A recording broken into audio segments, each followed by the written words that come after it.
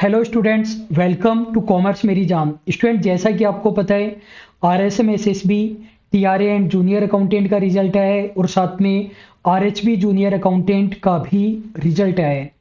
RHB में हमारे पास 9 DV candidate थे जो कि फाइनल में 4 थे। तो इनसे हम बहुत सारी बातें जानेंगे। तो जुबेर जी, पहले तो आपको बहुत बहुत कॉन्ग्रेचुलेसन इस सिलेक्शन के लिए। Thank you so much sir. और आरएचबी जूनियर अकाउंटेंट में 260 मार्क्स है 450 में से। और तो जुबेर जी, ये बताइए कि इतने टाइम से आप प्रिपरेशन कर रहे थे, फिर फाइनली पीडीएफ में आपको अपना नाम नज़र आया, रोल नंबर नज़र आया, तो विश्वास हो गया एक बार में? क्या रिएक्शन रहा आपका, फैमिली का? प्रिपरेशन तो काफी साल से करा था, 2018 से लगा हुआ था। ग्रेजुएशन हो गई थी। ग्रेजुएशन होने के बाद मैं जयपुर के अंदर थोड़ी बहुत तैयारी की, फिर मास्टर्स करने के लिए यहाँ पे यूनिवर्सिटी के अंदर अप्लाई कर दिया था प्राइवेटली। ठीक है। तो शुरुआत में स्टार्टिंग प्रिपरेशन की थी एसएससी की, क्योंकि गाइडेंस कुछ थी नहीं, कोई नहीं बताने वाला नहीं था। एसएससी करते करते प्री निकलता है, एसएससी सीजीएल दिया, सीएचएसएल दिया, फिर एमटीएस दिया, प्री निकलता है, फिर फॉल डाउन आ जाता है। फिर उसके बाद मन को एक बार फील हुआ, यार ऐसे तो सिलेक्शन नहीं होगा। घर वालों को एक बार सांत्वना देने से क्या फायदा। फिर फिर मेरे जो फ्रेंड सर्कल थे उन्होंने मेरे को कहा, जुबेर तू पेपर तोड़ सकता है, ये वो। फिर मैंने कहा नहीं यार भाई, पेपर तोड़ना अलग बात है और फाइनल सिलेक्शन लेना बहुत बड़ी बात है।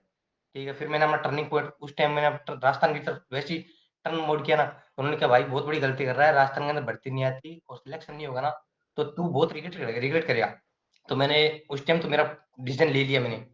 फिर 1-2 साल बीतने लगे तो फिर मेरे को फ़ील होने लगा कि राजस्थान के अंदर तो भर्ती नहीं आएगी, कम आ रही है और सिलेक्शन नहीं होगा ना तो मतलब कहीं के नहीं रहेंगे। और फिर मैंने राजस्थान के पेपर देना शुरू किया, तो राजस्थान के जितने मैंने पेपर दिए ना, जैसे मैंने फॉरेस्ट गार्ड दिया, हाई कोर्ट एलडीसी दिया और वीडियो वीडियो प्री दिया, ये सभी मेरे क्वालिफाई थे और सीईटी के अंदर अच्छे नंबर आए थे। फिर मेरा फ़ील हुआ कि राजस्थान के अंदर कमज़ोरी मेरी है, राजस्थान जीतती और मैथ, इंग्लिश और रीज़निंग ये मैं कवर कर लेता था। तो फिर अभी ये अकाउंटेंट की भर्ती आई थी, उससे पहले ये सीईटी दिया हुआ था मेरा, उसके अंदर मेरे नंबर 219 बने थे, 219 नंबर। फिर मैंने सोचा भी हाँ, अपन जूनियर अकाउंटेंट की करते हैं, अपने सब्जेक्ट से रिलेटेड भी है। फिर इसके साथ-साथ ये हाउसिंग बोर्ड की और पोस्ट आ गई। फिर मैंने सोचा उसकी तैयारी हो रही है, ये भी भर देते हैं। तो मैंने कभी सोचा नहीं कि मैं हाउसिंग बोर्ड के अंदर मेरा मतलब हो जाएगा क्या। इस इस भर्ती ने मतलब 1 साल से उठा-पटक इतनी मचाई है कि बयान नहीं कर सकता मैं। जब इसका पहली बार मतलब पेपर देने के बाद पहली बार रिजल्ट आया ना, तो मैं उस टाइम हज करने उम्रा पे गया हुआ था विदेश। ठीक है। अच्छा। तो हाँ, मैं रवानगी ले रहा था मैं यहाँ से कि मेरा उस दिन मेरा पुलिस वेरिफिकेशन के लिए कॉल आ गया था कि आओ भी आप यहाँ पे वेरीफाई करा के जाओ। तो मैं घबरा गया कि पहली बार रिजल्ट आया कि अपना किसी लिस्ट में नाम आया, कोई हमें कॉल कर रहा है। तो वहाँ पे मतलब सबको रिलेटिव को सबको पता लगा कि जुबेर का सिलेक्शन हो गया, ये होगा। और उनको ये नहीं पता कि अभी प्री मतलब रिजल्ट फाइनल रिजल्ट नहीं आया। तो किसी दोस्त को मित्र को भेज के मैंने पुलिस वेरिफिकेशन वैसे करवा लिया। फिर मैं चला उम्रा के लिए चला गया वहाँ पे। जाने के बाद फिर पहले तो उन्होंने रिजल्ट निकाल दिया, फिर उन्होंने 17 तारीख को डीवी के लिए कॉल कर दिया। अभी डीवी है, अब मैं क्या करूँ? मेरे रुपए लग गए, इतने लाख रुपए लग गए। मैं हज करने के लिए मक्का में था वहाँ पे। अच्छा, फिर मैं वहाँ शौक मार लिया। सऊदी अरब गए थे आप? हाँ, सऊदी अरब मक्का में था मैं। हाँ। 9 9 अक्टूबर को। तो मैं क्या यार, ऊपर वाले ने अपन को यहाँ पे भेजा है, तो कुछ तो अपनी तकदीर में लिखा होगा। तो फिर मैं जल्दबाजी में मैं एक उम्रा कर लेता हूँ और फिर मैं अर्जेंट में टिकट कराता हूँ इंडिगो की। मेरे टिकट के रुपए लग गए थे, रातों रात भागता हूँ मदीना के लिए मैं। ठीक है, मदीना के लिए क्योंकि मक्का ये उम्रा करने के बाद ना मदीना के लिए वो जाना पड़ता है जियारत के लिए। फिर वहां से अच्छा। रिटर्न होके मैंने एंटोट आ गया। मैं मालिक, मेरे को यहाँ तक भेजा है तूने, तो मैं मतलब पूरी उम्रा करके जाऊँ। मेरे टिकट के रुपए लग गए। फिर रातों रात फिर नोटिफिकेशन आता है कि भी आचार संहिता की वजह से आपका ये रिजल्ट कैंसिल वगैरह कर दिया जाता है, तो मतलब जो डीवी कॉल है। फिर मैंने बोला चलो शुक्र है मैं इंडिया तो नहीं आया, मेरी पूरी जो है मैं उम्रा करके आऊंगा। ऊपर वाले ने सुन ली। फिर मैं वहां से आ गया। 1 साल हो गया उठा पटक, कभी रिजल्ट एक बार, कभी 169 का रिजल्ट आता है, फिर 150 का आता है। बंदे धीरे धीरे करते करते इतनी बार रिजल्ट आया कि मैं खुद हैरान था कि सिलेक्शन होगा भी नहीं होगा। ये जो 3-4 बार रिजल्ट आया था, तो हर लिस्ट में आपका नाम था या मेरा हर किसी में लिस्ट में गायब नाम भी था। हुआ? हर लिस्ट में नाम था, कोई लिस्ट में नाम अच्छा। काम नहीं हुआ। अच्छा। और अब जैसे फाइनल रिजल्ट आया ना, तब मैंने पहली बार रिजल्ट आया, पहली बार मैंने मम्मी को बताया था। उस टाइम मेरी सगाई भी हुई थी उस टाइम, शुरुआत के अंदर, जब रिजल्ट आया तब। अभी जब फाइनल रिजल्ट आया तब वैसे 28 नवंबर को मेरी शादी थी। अब फाइनल रिजल्ट 7 तारीख को आया था, तभी मैंने डिस्क्लोज नहीं किया, क्योंकि किस्मत इतनी खराब थी कि 1 साल से उठा-पटक हो रही, कोई पता नहीं कोई केस कर देगा तो कहीं न कहीं नहीं रहेंगे। बिल्कुल। तो फिर 12 तारीख को सबको डिस्क्लोज कर दिया कि हाँ, अभी फाइनल सिलेक्शन हो गया, भी अब पक्का इन सबको बता दिए। तब जाके सांत्वना हुई, हाँ भी। मेरे को तब भी विश्वास नहीं हो रहा, मेरे को 1 महीने की सैलरी ले लेते, उसके बाद पता है घर वाले बोले कोई बात नहीं, अब तो तेरा नंबर आ गया, कोई किसी बात की टेंशन नहीं है। ठीक है स्टूडेंट, राजस्थान हाउसिंग बोर्ड में कुछ 3-4 इंटरेस्टिंग चीज़ें हुई, वो मैं आपको बताता हूँ जो हमारे साथ हुई।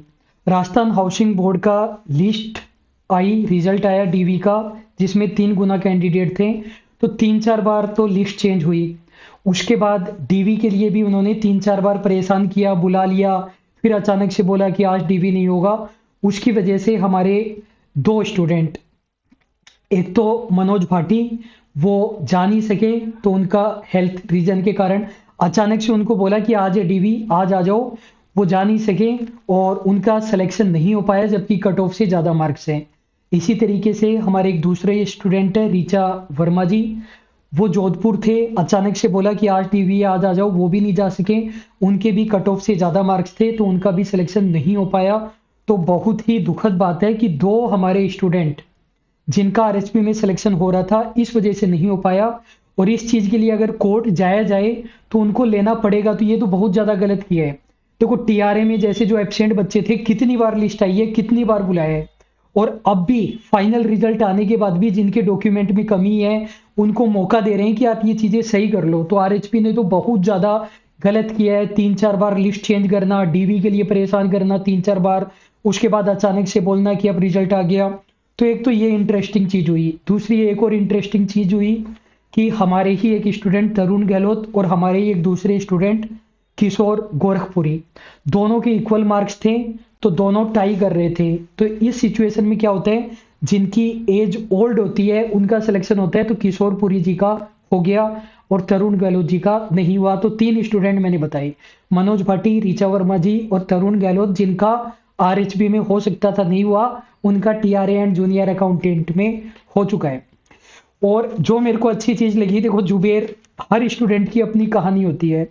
तो पहली बात तो जुबेर जी सऊदी अरब थे, हज के लिए गए हुए थे, और इनके पास कॉल आता है कि भाई आपका पुलिस वेरिफिकेशन है, आपको आना पड़ेगा।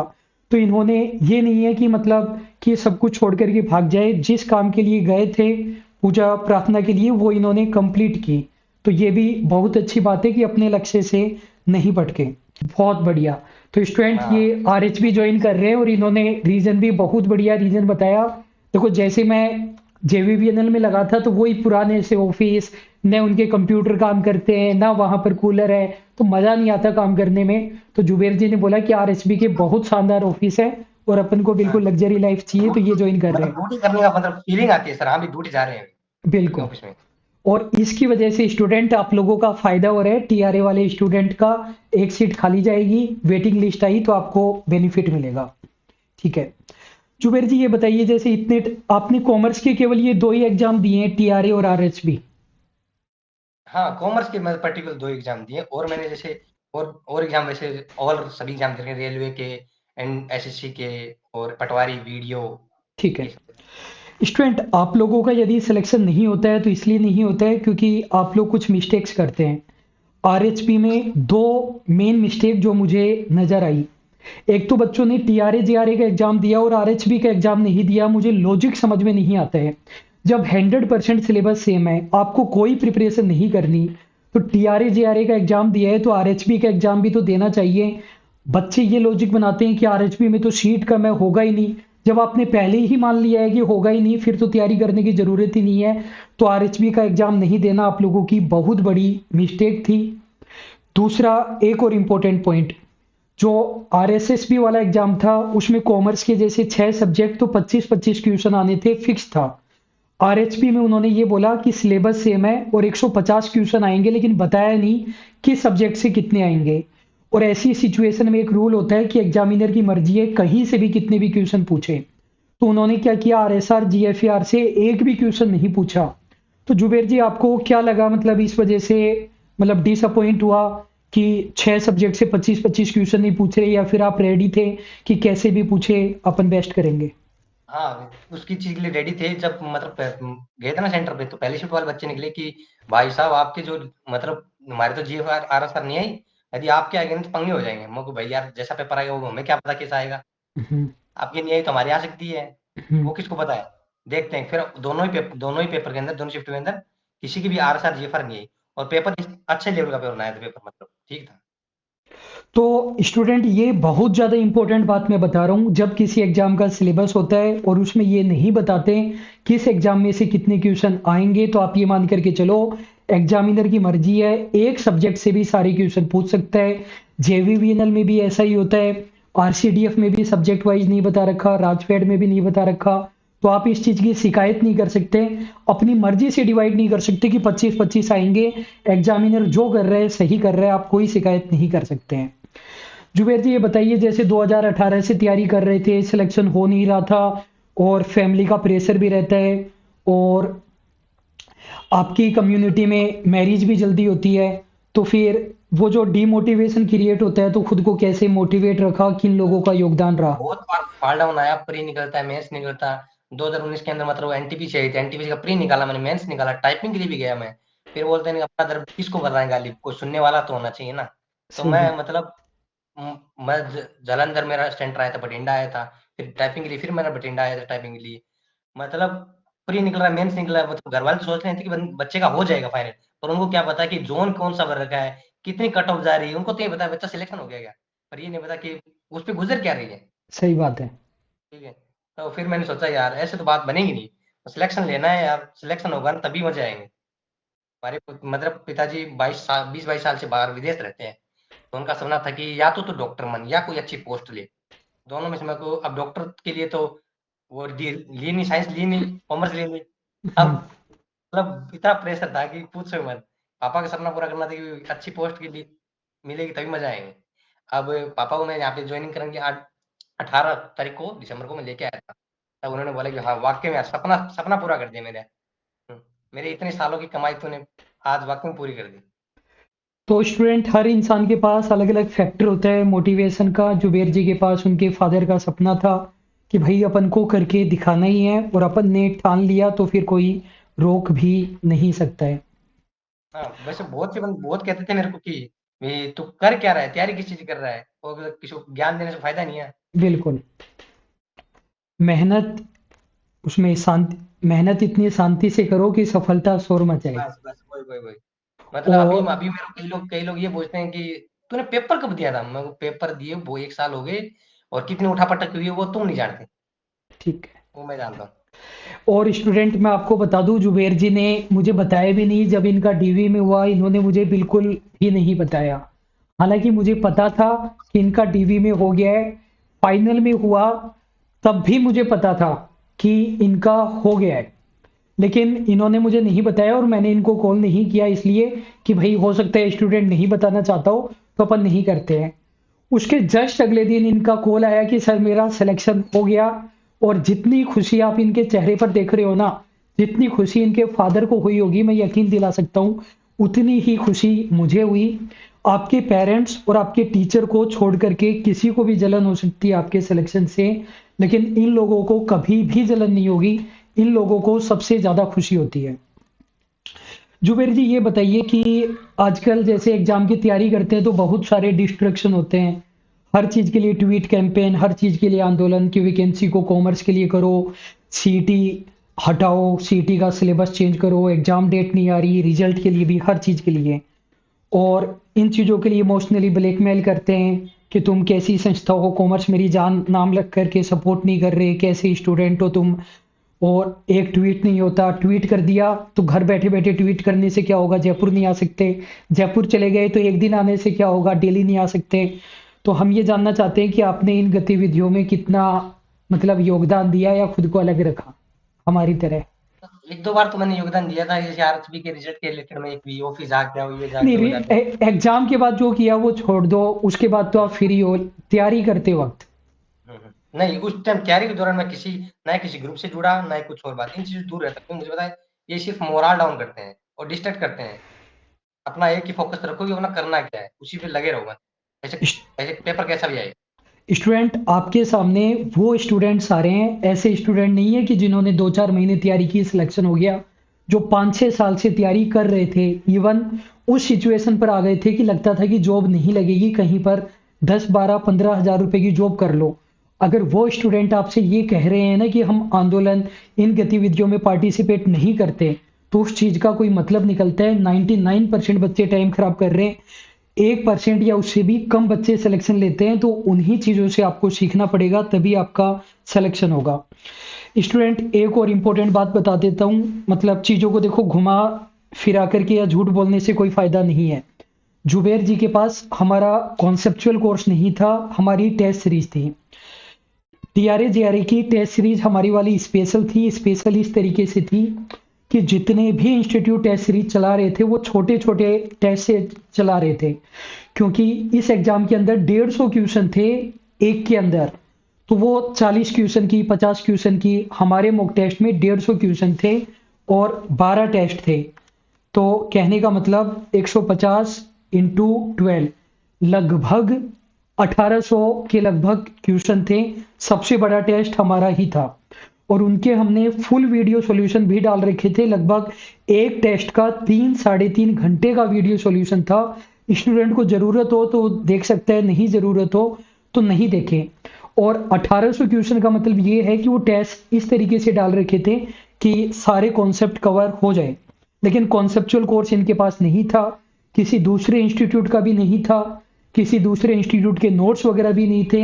इन्होंने बुक्स वगैरह से सेल्फ स्टडी की है हमारी टेस्ट सीरीज के अलावा। तो जुबेर जी, मेरा लास्ट क्वेश्चन ये है कि सीएमजे के बारे में आपको कहाँ से पता चला, कैसे पता चला, और जुड़ने के बाद में आपने जैसे ज़्यादातर टेस्ट ही दिए तो क्या आपका एक्सपीरियंस रहा, कितनी उनमें मिस्टेक्स वगैरह मिली और कितनी एम प्रैक्टिस हुई? एमजिन के बारे में सर, मेरे को पहले तो मेरा फील्ड है इंग्लिश मीडियम सर। मेरे को टेस्ट हिंदी में समझ नहीं आते। इंग्लिश मीडियम के लिए मेरे को टेस्ट सीरीज दी थी, बढ़िया थी। और फिर सीएमजीएन के लिए मैंने मतलब नेट पे सर्च किया भी कौन सी कोचिंग बढ़िया, यूट्यूब वगैरह पे देखा भी, उसने सीएमजीएन ने भी 12 टेस्ट डाल रखे इंग्लिश में, वो दोगे तो आपको बेनिफिट होगा। मैंने खरीद लिया। ठीक है। फिर विवेकानंद के हुए और सृजन के हुए, इनके टेस्ट ही पता लगे, पर उन दोनों के कॉम्बो मतलब हिंदी में भी थे, इंग्लिश में भी थे, दोनों थे। पर टेस्ट सीरीज देखो, मैंने आपकी ली थी स्टार्टिंग के अंदर, और मैंने कोई टेस्ट सीरीज नहीं ली थी। और तो कोई उनके कोर्स, दोस्तों, और कोई कोर्स लिया हो? नहीं सर, कोई कोर्स नहीं लिया। जितने सब्जेक्ट थे उनको अलग अलग डिस्ट्रीब्यूट कर दिया और एक टाइम टेबल के हिसाब से पढ़ता था कि किस सब्जेक्ट की कितनी डिमांड है, कहाँ से कितना क्वेश्चन पूछ रहा है, उस हिसाब से पढ़ा मैं। स्टूडेंट, एक और इम्पोर्टेंट पॉइंट मैं लेना चाहूँगा जो केवल जुबेर जी ही बता सकते हैं। देखो, कोर्स लेने के अपने फ़ायदे होते हैं और सेल्फ स्टडी करने के अपने फ़ायदे होते हैं। कोर्स लेने के तो हम पूरे दिन आपको फ़ायदे बताते ही रहते हैं, आज हम सेल्फ स्टडी करने के फ़ायदे जानेंगे।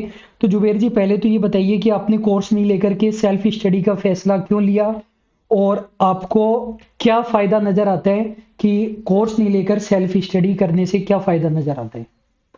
सर सेल्फ स्टडी से देख क्या होता है कि एक तो पहले सेल्फ स्टडी हर किसी को भी नहीं आती, करनी भी हम्म, आनी चाहिए सेल्फ स्टडी की।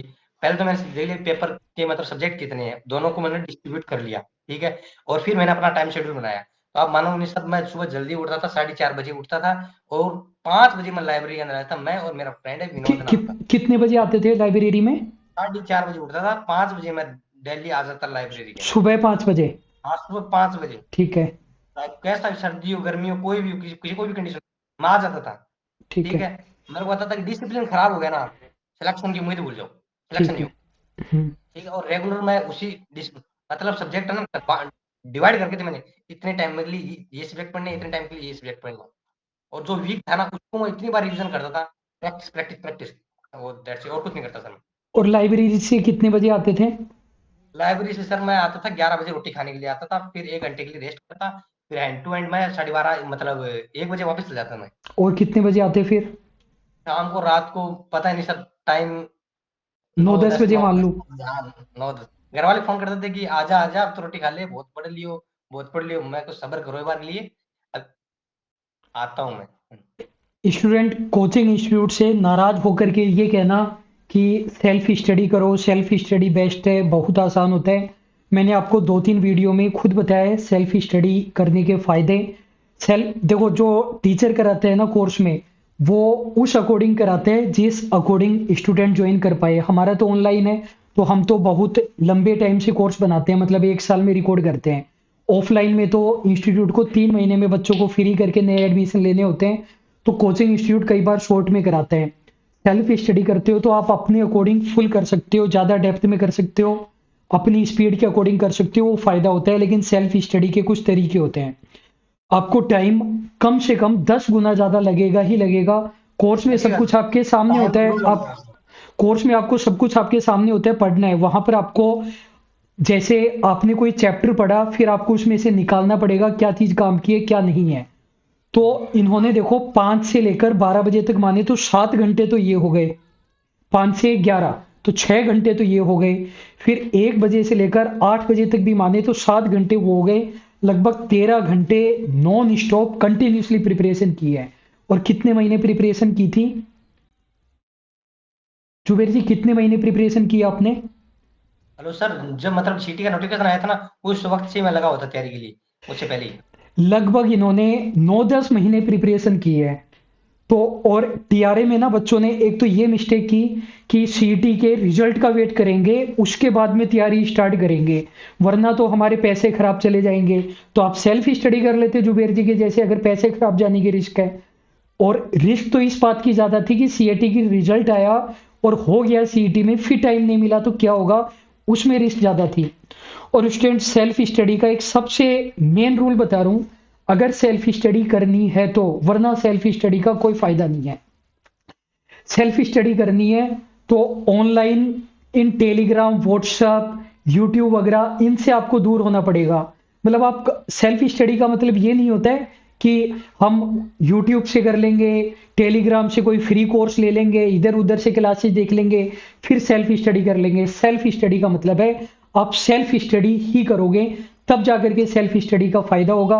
जो चीजें समझ में नहीं आ रही है वो आपको गूगल वगैरह पर देखनी पड़ेगी, या यूट्यूब वगैरह पर आप ढूंढ सकते हो, कोई दिक्कत नहीं है। लेकिन ये नहीं कि जितना यूट्यूब से हो गया, टीचर की फ्री में क्लासेज मिल गई वो तो फ्री में कर लेंगे, बाकी की सेल्फ स्टडी कर लेंगे। 95% मेहनत आपको सेल्फ स्टडी की करनी पड़ेगी। और आप कोर्स भी लेते हो तो सेल्फ स्टडी तो आपको करनी ही पड़ती है। कोर्स से थोड़ी सिलेक्शन होगा, सिलेक्शन तो आपकी सेल्फ स्टडी से ही होता है। तो जुबेर जी, बहुत अच्छी अच्छी बातें आपने बताई। और कुछ आप कहना चाहो स्टूडेंट को जो तैयारी कर रहे हैं, या फिर सिलेक्शन नहीं हो रहा, आखिरी कगार पर पहुंच गए, फैमिली का बर्डन है, वो सब? नहीं, मैं तो ये कहना चाहूंगी कि एक जो अपना गोल बना ली ना, उसके लिए दिन रात मेहनत करो, जो भी अंजाम होगा देखा जाएगा। ठीक है। और किसी कहने पे अपना मोरल डाउन मत करो भी, ये ऐसे करो तो ऐसे हो जाएगा, ऐसे करो तो ऐसे हो जाएगा। अपनी चीज पे अडिग रहो। जो टारगेट बना लिया उसको दिन रात मेहनत करो, मैं तैयार हूँ। एक दिन में सिलेक्शन नहीं होगा भाई। न एक दिन में सिलेक्शन होगा, न एक एग्जाम से सिलेक्शन होगा, बहुत सारे एग्जाम देने पड़ेंगे, फालतू की चीजों से दूर रहना पड़ेगा। जब तक का आपने टारगेट लिया है, कि आपने टारगेट ले रखा है कि मुझे 2 साल और तैयारी करनी है, तब तक बीच में कुछ भी मत आने दो। आपको लगता है कि अब और नहीं कर सकते, तो फिर दूसरी चीज में लग जाओ, नौकरी वगैरह देख लो। लेकिन जब तक कर रहे हो बिल्कुल अच्छे से तैयारी करो, भगवान पर विश्वास रखो, खुद पर विश्वास रखो। और जुबेर जी की जॉब में इनकी मैरिज या एंगेजमेंट का भी योगदान है, उनके भाग्य से इनका सिलेक्शन हुआ है। ऐसा बहुत सारे लोगों के साथ होता है कि ऐसे सिलेक्शन नहीं हो रहा होता है और एंगेजमेंट या मैरिज के बाद हो जाता है। ये तो है।